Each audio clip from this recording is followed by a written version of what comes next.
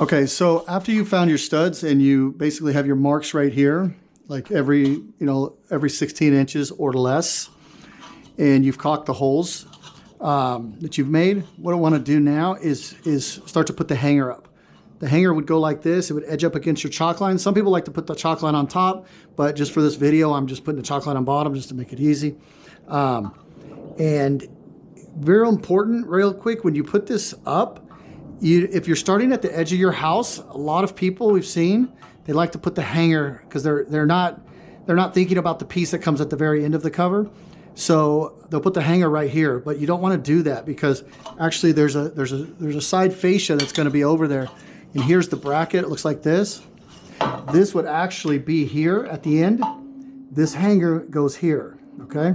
So this is how it would end up being, looking like this. So what you want to do is you want to have a little bit of room at the end, you see, because your side fascia is going to go and over this bracket. So you don't want your side fascia to be hanging past the wall. So you want about a 1/4 inch roughly. Start the bracket, and then your hanger would be here, and you want to put a little tiny gap between the hanger and the side fascia bracket, just so you can later on fit the side fascia in there. Because if you ram this thing up too close, it's just difficult. And then you have to end up trimming the hanger. It's just kind of a pain. So just give yourself just a little bit of space right there. So it would look like that once it's all put together. So what I would do is take that right there. And now you know where the hanger is going to go. Make a mark. Just a little mark, a little pencil mark right there. Now you got a starting spot with the hanger. And also, when you do your hanger, there's two sides of it. You'll see a little line on one side.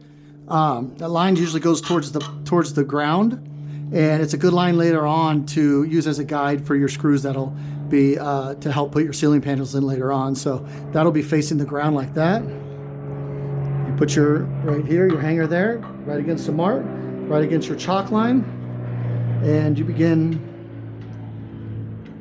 drilling holes through the hanger.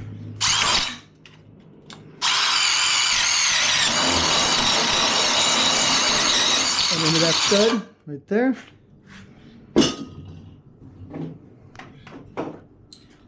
And let me change the bit out real quick. So we're going to change from the 1/4 inch stucco bit to the 3/8 driver on this specific lag. Your lags could be different sizes. I'm using a 3/8 just for this demonstration.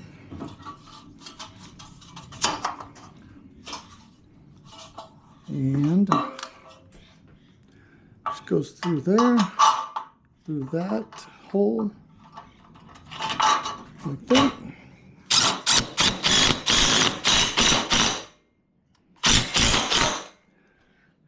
And there you go. And then your hanger will want to follow your chalk line all the way down the wall. And then basically we would do this. We put this one in. We would go find our next chalk line where our stud is, and put the next right there. So let me put my drill bit back on.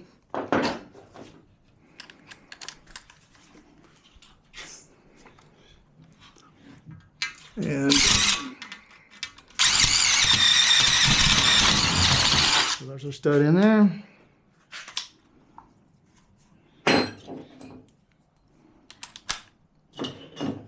Put another screw on.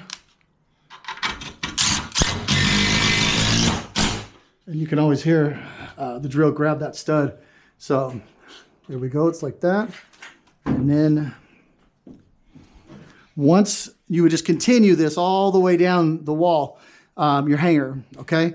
And then once this is done, once you have all the screws in, what you do is you caulk this right here. So you run a bead of caulking all the way down.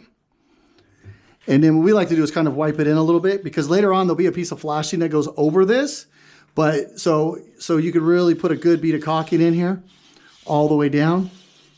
And yeah, that's how you do the hanger. And then later on, that bracket that I showed you a minute ago, right here, will end up finishing off right there. And that'll be for your side fascia later on. We'll show you how to do that later on in another video. So that's what the hanger looks like. And just picture these lags or these screws every 16 inches or less.